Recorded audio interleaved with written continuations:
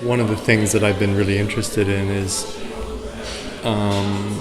some of the discussions and kind of theoretical propositions around questions of affect and our affective kind of relationship to the world, and how things are sort of felt, how we're kind of feeling the world. And there's some really nice by Tiziana Terranova.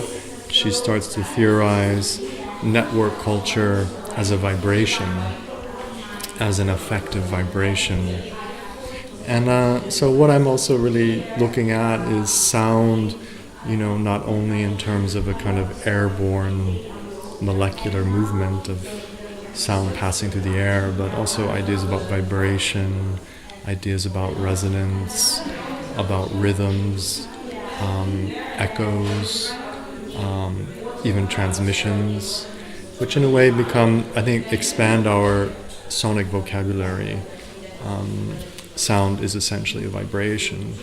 But if you start focusing on vibration itself as something that travels through materials, that passes through objects and bodies, through the materiality of those things, to apply that to an idea of network culture is quite suggestive, and I think actually quite precise.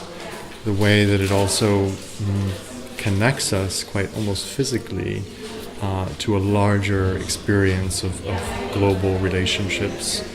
And we don't necessarily read those relationships or speak about them in language or make representations of them, but we feel them passing through our bodies and our cognitive labor.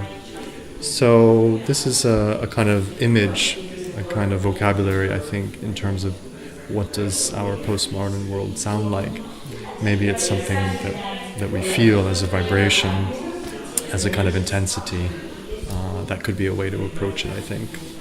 Well, like I have my phone on vibration mode, so it vibrates in my pocket, So the way that we're touching technology is much more, is also kind of like leading us into this kind of vibratory experience of relating to things. So I think it is quite a direction and development.